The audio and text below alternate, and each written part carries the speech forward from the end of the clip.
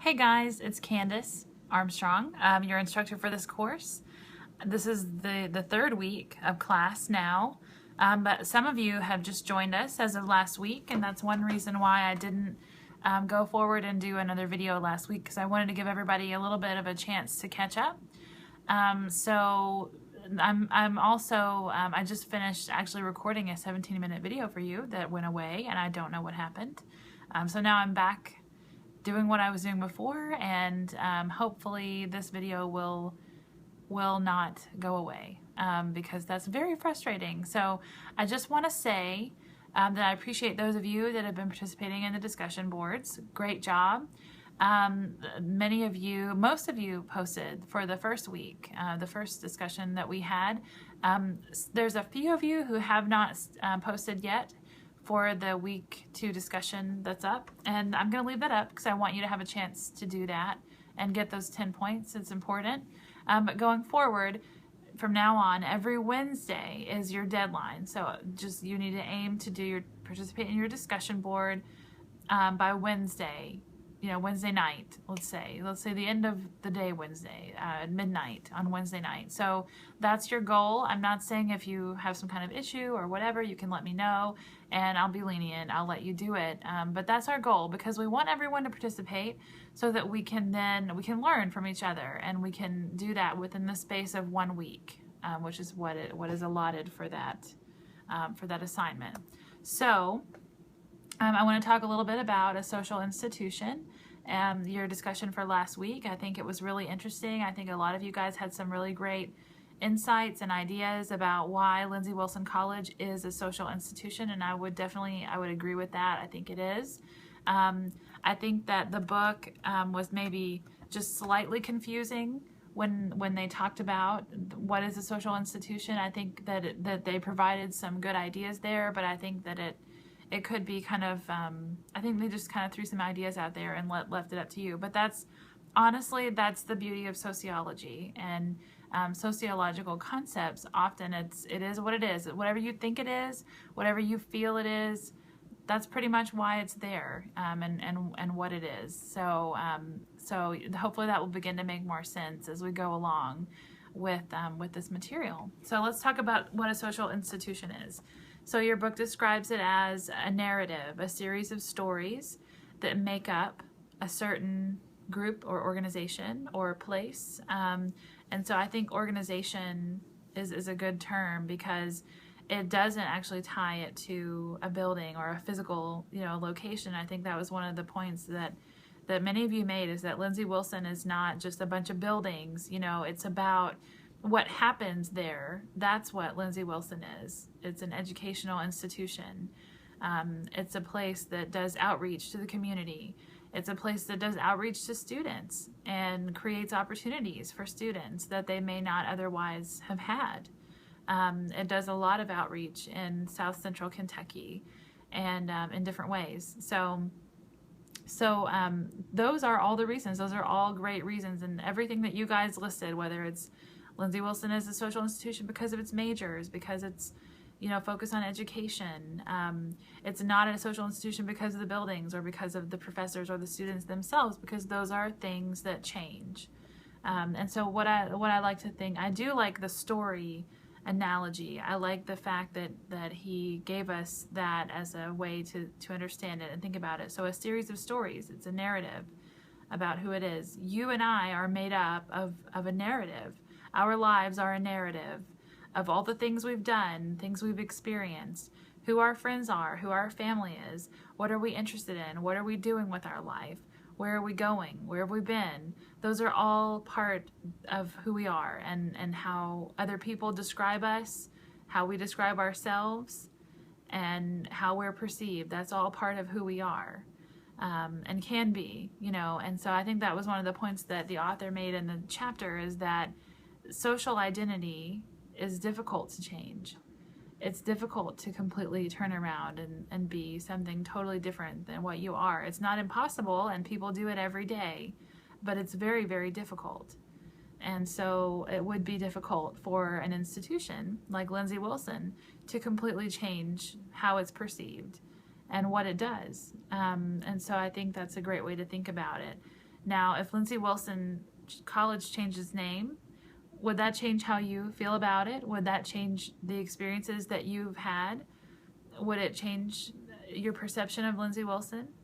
Maybe. It might. I don't know. It would depend, I think, on whether you were a current student, a graduate, alumni, or are you a parent of someone who went there, or are you just someone who knows about it? Are you someone who lives in Columbia or lives in one of the cities like Scottsville where we have satellite campuses? Would that change? If the name changed, would it change the way you thought about it? Would it change the mission or what it does? Probably not. Maybe not. So that's all really important. That's all something for you to really think about and ponder. If Lindsay Wilson College changed its name, how would you feel? Would it change what it is, what it did for you, what it is in your mind? I would venture to say probably not. So, hold on, I need to sneeze. It's okay.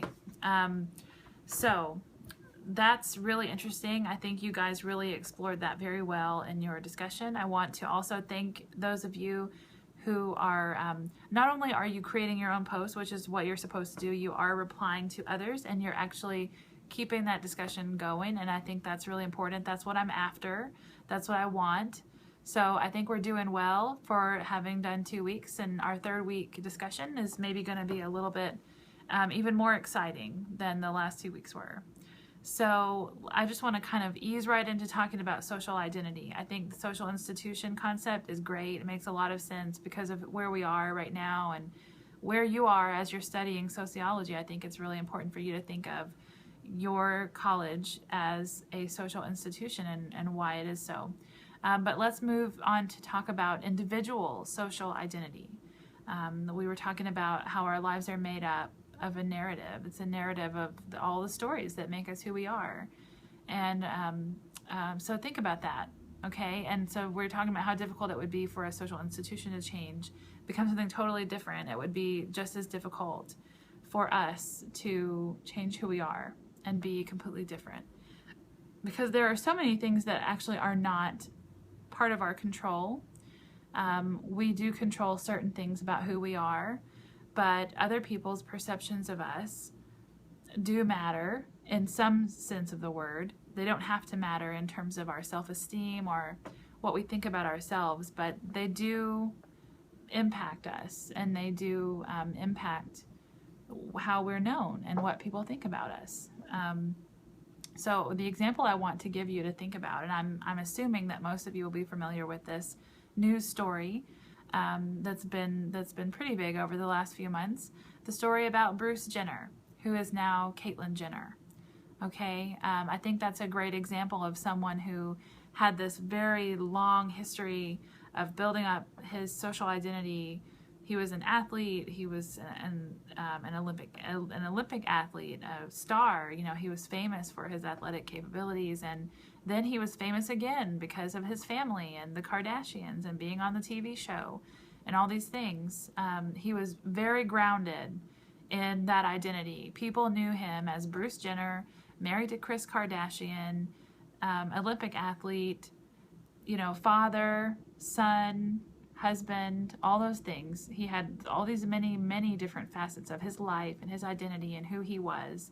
And he made a very, very conscious and very public decision to change his identity, right down to his gender. So now he is Caitlyn Jenner. She is Caitlyn Jenner.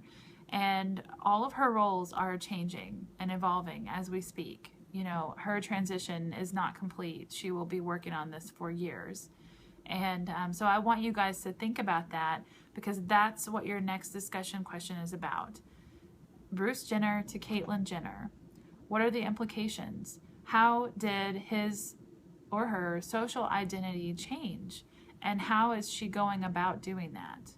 And how do you think that affects other people in her life, such as her children, her ex-wife, friends, people, the public audiences? How has if you had an opinion about it, how has your opinion changed, with that social identity? And so this is just a great example of a major public transition of identity, and it has so much to do with sociology, because everybody has an opinion about it. And most people, even if they didn't know they had an opinion about it, they developed one when they saw it in the news. Okay, and so there's so much there. It's a really rich topic. There's really a lot that we could talk about with that, but I just kind of want to grab, just kind of a surface, snapshot of how you feel that relates to sociology, social identity, gender identity is part of social identity. So let's go with that. Okay, I'm going to post that separately today, and then you'll have all of this next week to work on it. So I'm very, very interested to see. I want you guys to be very respectful. I doubt that there will be any problems with that. But some people may have opinions, and you might not disagree. You might not agree with everyone's opinion, but I want you to be respectful. This is a discussion. We're exploring. We're learning.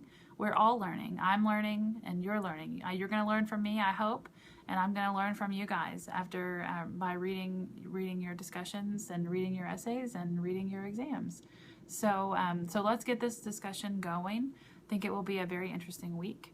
And we're going to transition into chapter 2, but not just yet, okay? I want to do this because I think this really helps us get a grasp on a very, very central and basic sociology concept, which is social identity. And it's something that all of us can relate to in one way or another. We all have a social identity. We all have a series of stories that make up who we are. The sum of those stories is what makes up who we are. Not one single story. All of us probably have someone that could tell a negative story about us, something that we wouldn't want to be our entire identity. And that's okay. That story still plays some kind of a part, but it definitely doesn't define who we are entirely. We're many, many stories put together. Okay, and so hopefully that makes a little bit of sense, and I hope that we've explored that a little bit further for you. I'm sorry that my first video didn't make it. I really hope that I have covered everything else that I wanted to say. If I think of something else, I will make another video for you. But for now, I want you to let's talk about Bruce Jenner, Kate Jenner, and see where we go with that. Have a great day. Hope your week is off to a great start. It's hump day. Be excited about that. Friday's just 2 days away. So see you next week. Bye.